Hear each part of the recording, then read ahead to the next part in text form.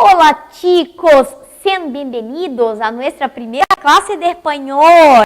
¿Cómo están? Espero que bien. Ahora vamos espanholar. Espanholar, que é isso? Um verbo que eu acabei de inventar, né, gente? Então, o que acontece? Vamos começar nossa classe, então vamos iniciar a nossa aula. Sejam bem-vindos. Nessas nossas aulas de espanhol, eu quero que vocês, além aí de aprender os nossos macetes para fazer essa prova no vestibular, no Enem, eu quero que vocês também aprendam aí, tenham um pouco de conhecimento em relação a uma língua estrangeira, certo? Por quê? Porque eu tenho certeza que tem alguns de vocês aí que é a primeira vez que vocês têm o contato com a língua estrangeira, certo? Ou seja, qual língua estrangeira? Com o espanhol. Porque o inglês vocês têm, né? O inglês ele é uma oferta, ele é obrigatório, desde que nós começamos na escola, hoje em dia. O espanhol é um pouquinho mais novo. O espanhol entrou na grade curricular em 2010 e se tornou obrigatório a oferta, né? Não que tem que ter, tem escolas que oferecem no ensino médio, outras a partir do 6º ano, né? Então, assim, depende. Enfim, mas eu quero que vocês conheçam uma nova cultura, além, claro, de arrasar no vestibular, ou seja, gabaritar essas questões, hein? Quero que gabarite, senão não volto mais. Só na próxima aula, claro. Pessoal, mi nombre es Monique, maestra Monique. Estou muito feliz de estar aqui com vocês. Estou feliz também por vocês terem feito essa escolha. Estão dando uma grande oportunidade pra gente, de tudo, de ensinar, de aprender um monte, né? Tudo. E vamos lá então. Galera, então aqui ó, la lengua española en los exámenes, una introducción. Então o nosso título aqui vai ser em geral, porque eu vou apresentar para vocês a língua primeiro, mas calma, que tem pepino por aí, porque aqui nada é inocente. Já apresentando aqui ó, nós temos sempre essa primeira aba, que são os exercícios, tá? Que eu vou selecionar para vocês. É claro, nossa, olha que maravilha, tem poucos. Essa aqui é uma aula inicial, tá bom? E sempre, gente, como é praticamente uma alfabetização para quem aí escolheu, quer arrasar na prova do vestibular, então nós estamos começando do zero.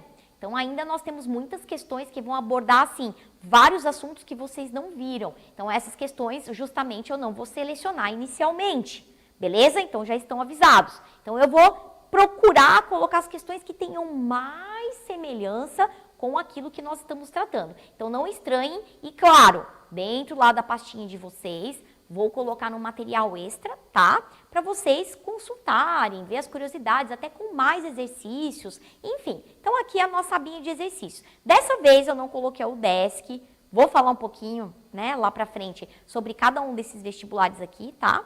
Sobre a UDESC, ela é, já vou começar por ela então, ela é bem estrutural. Então nessa nossa primeira aula, não tinha nenhum exercício que estivesse dentro aqui da nossa temática. Então, Monique não selecionou, beleza? Pessoal, lá pergunta, tinha um comediante que falava isso, aposto que você lembrou. Espanhol ou inglês? E agora? Gente, primeira coisa, já vamos aprender, vamos começar daqui. Vocês estão percebendo esse sinalzinho aqui, ó? Né? Ele começa e ele termina, certo? Então aqui, ó, estão vendo? Mano, professora, mas o espanhol não é igual ao português? O português só tem esse último aqui. Epa, espera um pouco. Isso aí, gente, espera um pouco. Na língua espanhola, ó, nós já começamos aqui na nossa primeira aba. Eu tenho essa peculiaridade, todas as perguntas do estilo direto, né, quando eu estou aí utilizando, fazendo uma pergunta diretamente para o interlocutor, deixando tudo explícito e nada implícito, nada escondido. O que acontece? Ó, já tenho aqui esse sinal de esse ponto de interrogação, né? Ele tem que estar aqui de cabeça para baixo e ele no final, como no português, em qualquer outra língua, tá? Galera, outra coisa muito importante. Ai, nossa, Monique, mas eu tô conversando com um crush latino, é Ricky Martin, Ricky Iglesias. Não, esses são muito velhos para vocês. Então, o que acontece? Ai, eu tô fazendo uma pergunta, só que, meu Deus, o cara vai achar que eu não sei espanhol, porque eu só coloco esse último sinal aqui, ó, tá? Pessoal, dica, uma pista. tá?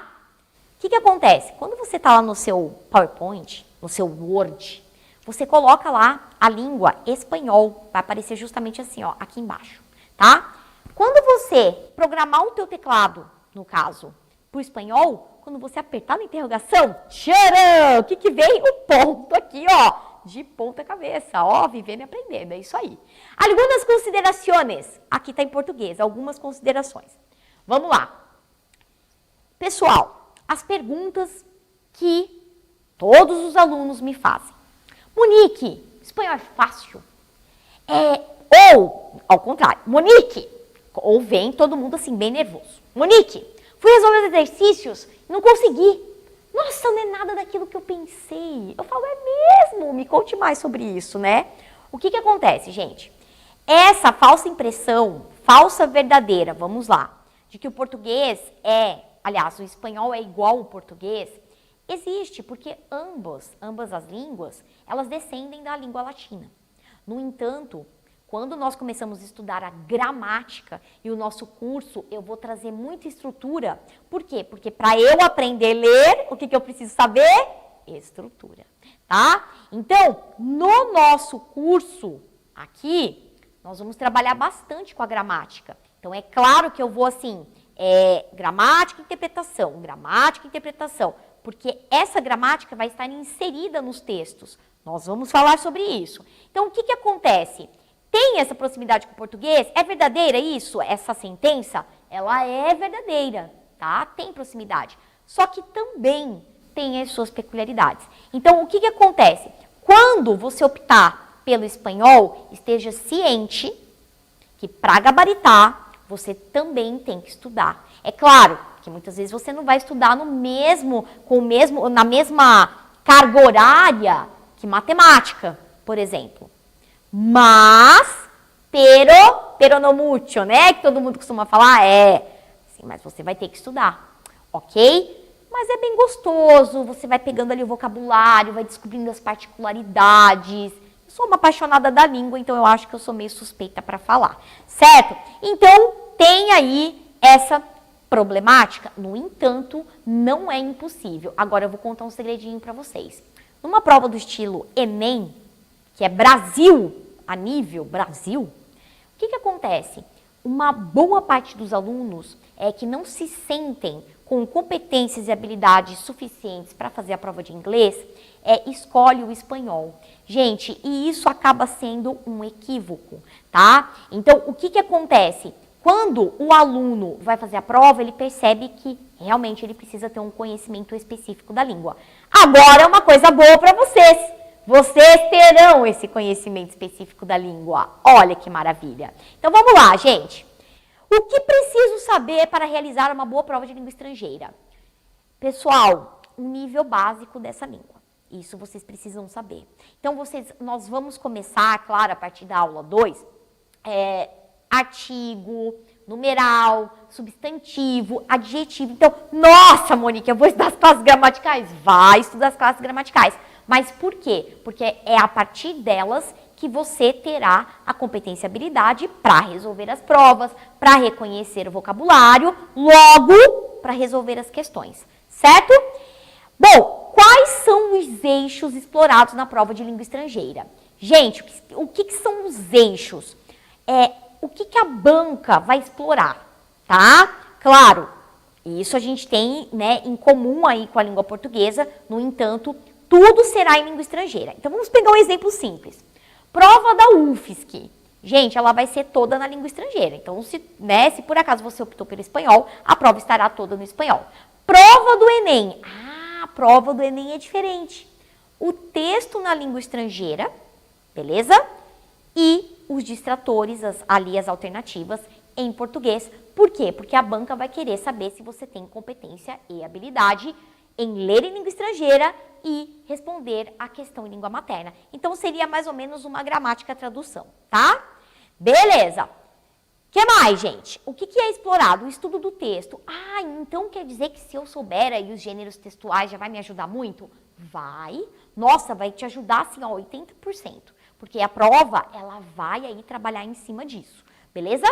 Gente, o estudo e análise dos aspectos linguísticos em textos distintos. Quando a gente fala isso aqui, ó, aspecto, ó, linguístico, o que isso quer dizer? A gramática, gente, é só para ficar bonito, aspectos linguísticos. Então, é por isso que nós precisamos, ó, saber dessa gramática. Justamente por quê? Porque a banca, ela vai te indagar sobre essa gramática normativa, né? Porque ele quer saber se você sabe ali, olha, ele quer saber se você sabe. Foi ótima, né? Mas, enfim, ele vai querer ter ciência se você estudou.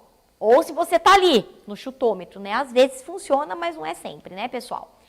O estudo do texto literário. A língua espanhola, em particular, inclusive a nível de Enem, tá, gente? Eles trabalham muito com a literatura.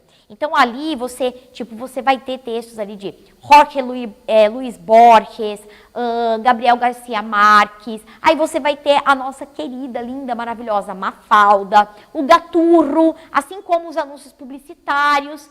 Enfim, tá? Vocês terão aí toda essa questão aí do estudo do texto literário. Então, ou seja, fazer uma prova do Enem também é agregar na cultura de língua estrangeira, tá? Vamos lá. O que mais?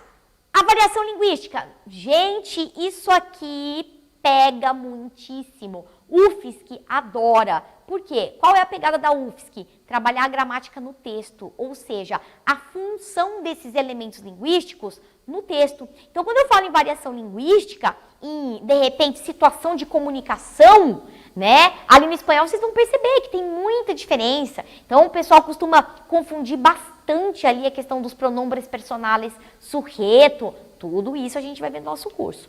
Ó, as estruturas da língua e seu uso social. Claro, gente, quando eles trazem textos aí, anúncio publicitário, música, tirinha, charge, é o uso dessa estrutura linguística, né, com a sociedade, porque a língua, ela se movimenta, certo? O que mais, pessoal, que tem?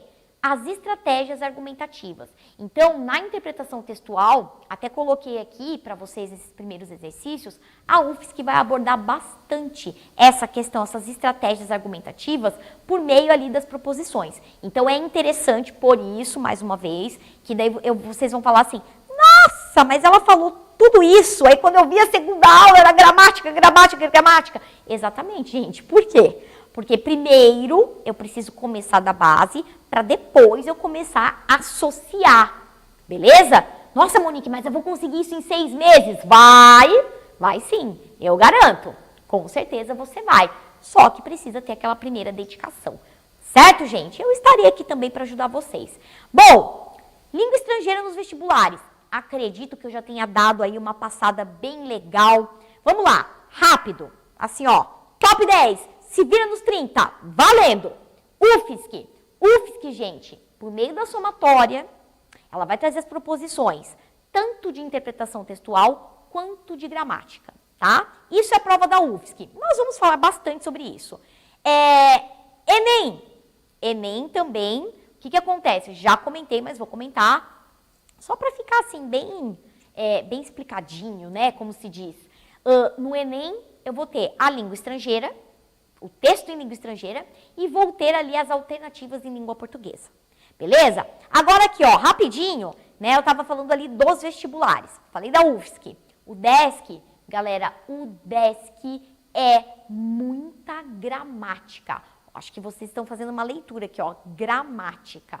É muita estrutura. Por isso que nessa primeira aula eu não selecionei nenhum exercício da UDESC. Por quê? Porque a UDESC ela aproveita um texto para fazer as perguntas ali em relação à estrutura. Então, por enquanto, ainda vocês talvez não estejam, né? Eu sei que tem muita gente que já estudou espanhol e está continuando no espanhol, perfeito. Mas aqueles que estão começando agora, então vamos pisar no breque aí por enquanto, tá?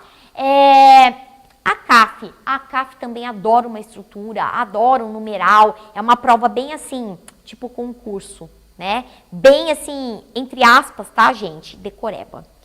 Bom, já falei aqui, agora sim, agora o negócio começa a esquentar.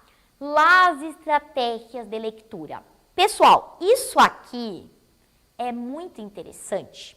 Por quê? Porque a partir daqui, nós vamos falar daqueles macetezinhos, sabe? Que eu falei lá inicialmente. Então, claro, pessoal, expliquei agora, bem rápido, talvez atropelado, sobre tudo o que pode ocorrer na língua estrangeira, só que todas as aulas eu vou estar falando sobre isso com vocês. Todas as aulas, nós temos aí vários encontros, amém, para eu falar sobre isso, tá?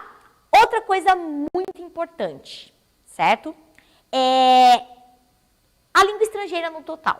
Os alunos, vou dar uma dica já para vocês, só para vocês. Pessoal, os candidatos costumam esquecer de estudar a língua estrangeira. Então, claro, né, gente, nós temos aí níveis, alunos diferentes. Então, eu tenho aí candidatos que, de repente, desde muito novos, eles já estudam, né, uma língua estrangeira. Agora, eu tenho gente que está começando nesse momento, por exemplo. Então, o que acontece? Tem que estudar. Outra coisa, principalmente os cursos de demandas maiores, estou falando das medicinas, engenharias, direito, em alguns lugares. O que acontece? A língua estrangeira, ela é o critério de desempate. Porque o candidato que gabarita a língua estrangeira, ele já está passando na frente de outros alunos que sequer olharam aí para as atividades, para a apostila. Então, é muito importante, tá? Se você quer garantir a tua passagem, aliás, tua passagem para onde, né? O teu ingresso na universidade, agora ficou melhor. Estude língua estrangeira. Ai, quanto tempo? Gente, 15, 20 minutos, né? Assistiu a aula, fez alguns exercícios, ou de repente se empolgou, quer fazer mais? Tá ótimo, só não abandone. Dado o recado, bora! O que são essas estratégias? Então aqui vocês vão perceber que nesses slides, agora já está tudo em espanhol. E por quê? Porque a intenção é que vocês tenham o hábito de leitura na língua estrangeira ao qual vocês pretendem realizar a prova. Mas não se preocupem que aqui na minha explicação eu vou fazendo aquela tradução, até para você ficar atento, né? Não dormir de repente assistindo. Vamos lá. Então, o texto apresenta aspectos morfológicos, semânticos e sintáticos. ¿Qué quieres decir todo isso?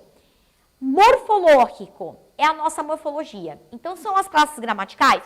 Sim, as classes de palavras. Substantivo, artigo, adjetivo, numeral, verbo. Tem no espanhol? Tem. E nós vamos estudar, tá? Semânticos. Gente, muito importante. Lembram que eu falei da UFSC, interpretação e tal?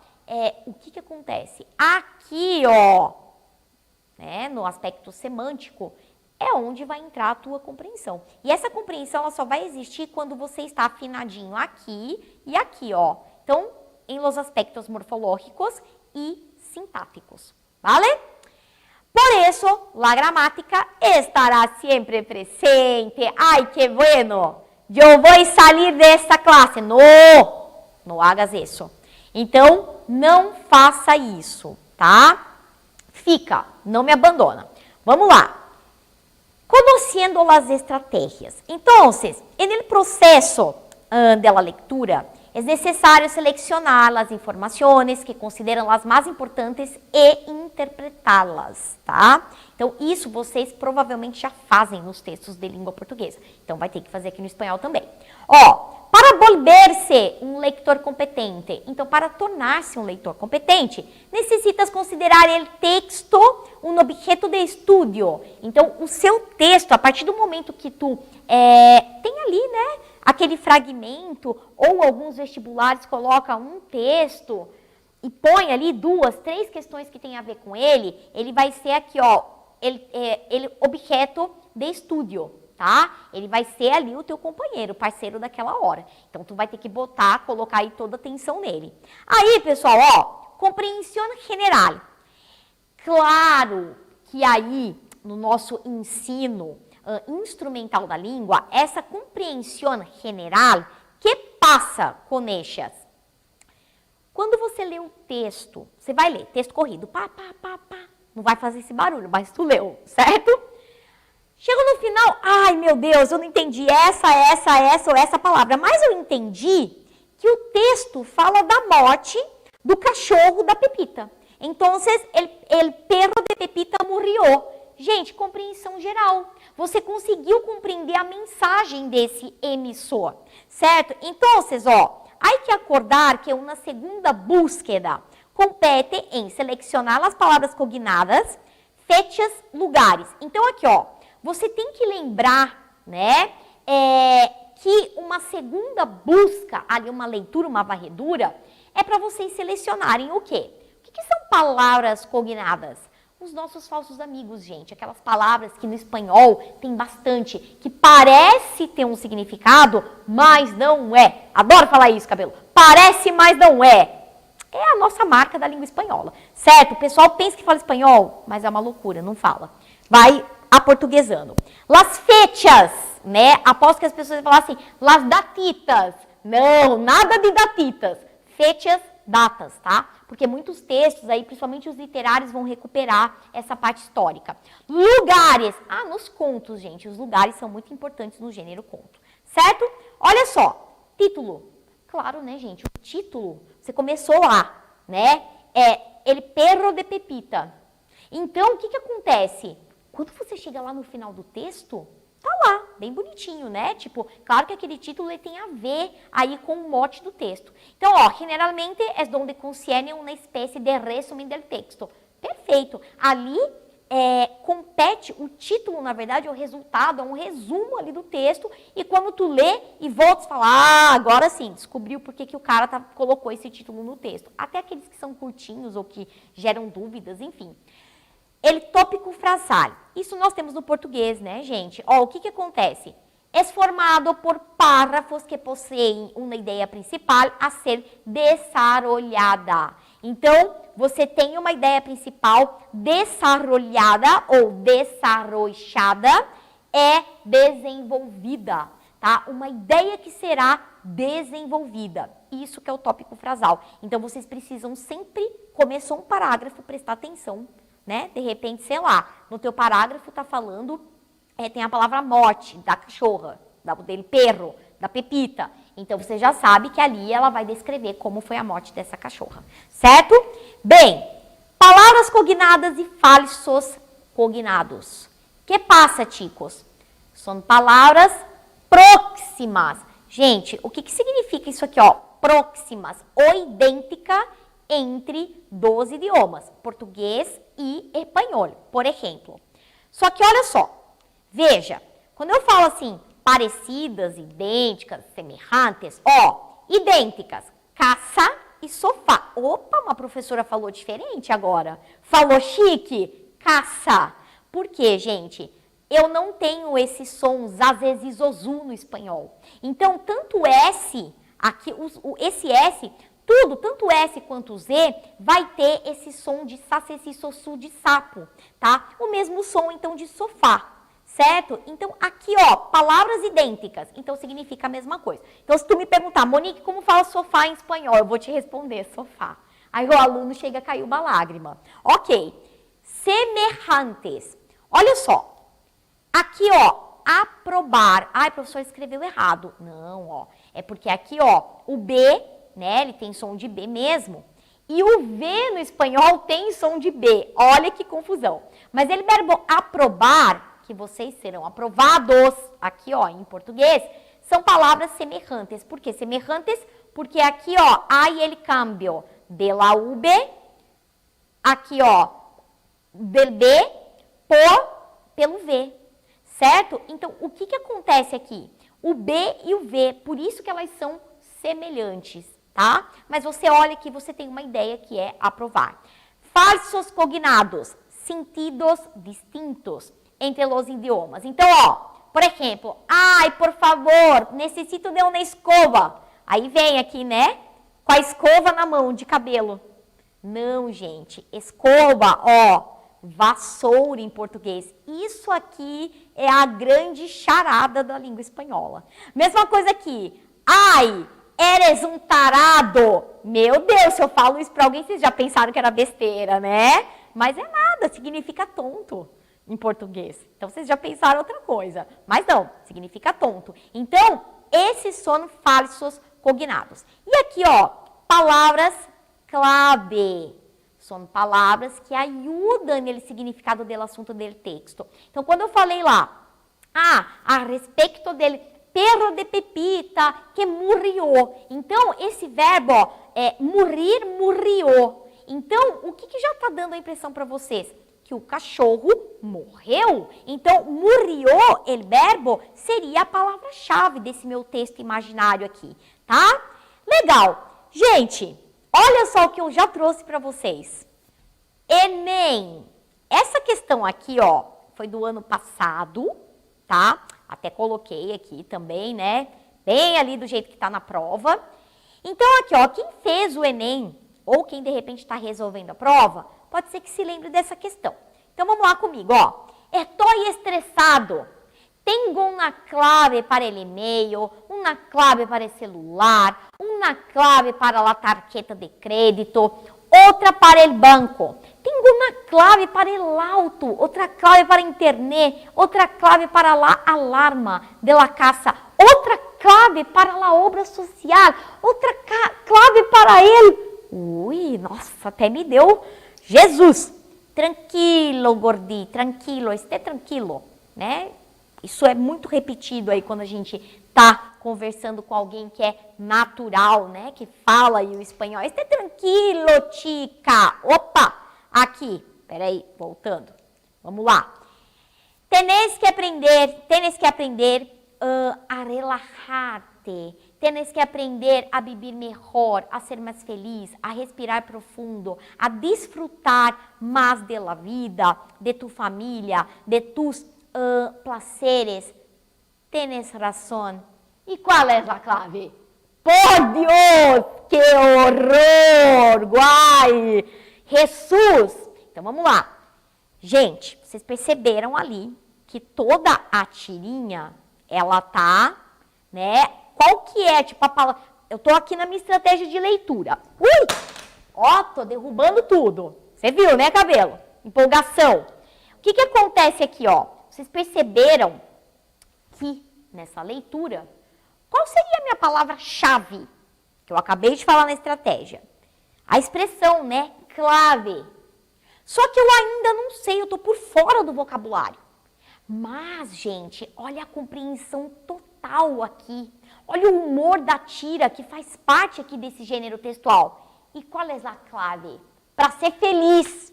Então, ou seja, essa personagem aqui, ó, ele tá totalmente assim, ó, enlouquecido. Tanto é que, olha só o enunciado da questão.